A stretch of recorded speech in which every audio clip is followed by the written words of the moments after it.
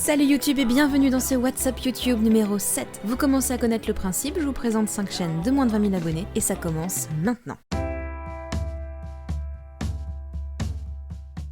La Veillée, c'est une soirée organisée dans un théâtre au cours de laquelle personnalités, youtubeurs et anonymes viennent raconter à tour de rôle une histoire extraordinaire qui leur est arrivée. Vous trouverez donc sur cette chaîne toutes les vidéos de la soirée, enfin des soirées en l'occurrence. Ça va peut-être vous rappeler un petit peu le principe des TED, mais c'est quand même un petit peu différent. C'est vraiment une histoire précise qui est racontée à chaque fois et chaque intervenant explique ce qu'il ou elle en a tiré. Souvent c'est très drôle, toujours inspirant et intéressant. C'est une chaîne qui vaut vraiment le détour et en plus comme il n'y a de vidéos que quand il y a eu une soirée, elle est rapide à rattraper et comme c'est hyper varié, on ne peut pas s'en lasser.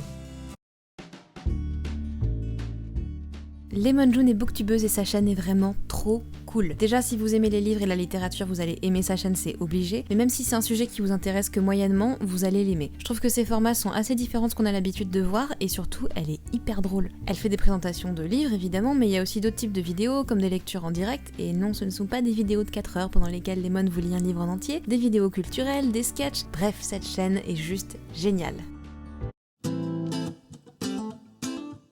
Alors évidemment, cette chaîne parle de musique, jusque-là vous n'aviez pas besoin de moi pour le deviner. Il y a pas mal de formats différents sur cette chaîne, certains vont s'adresser à un public plutôt novice et expliquer par exemple les différents types de musique, et d'autres sont beaucoup plus pointus et expliquent vraiment comment créer de la musique. Faut savoir que ce mec compose régulièrement pour d'autres youtubeurs, et il fait des vidéos pour expliquer son processus créatif, donc c'est vraiment hyper intéressant. Et que vous soyez musicien ou comme moi pas du tout, vous trouverez forcément sur cette chaîne des vidéos adaptées et qui vous apprendront plein de trucs.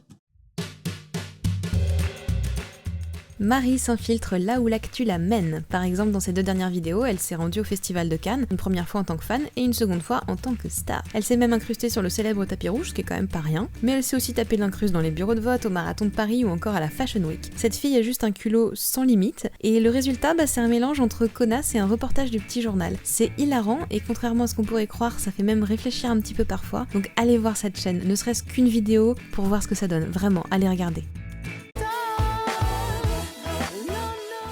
Et on termine par une chaîne de vulgarisation scientifique, mais pas que, je m'explique. Ellie propose à l'heure actuelle 3 formats, un qui est consacré à des animaux un petit peu étranges et méconnus, comme le Pipa Pipa, qui n'a rien à voir avec la sœur de Kate Middleton, ni avec...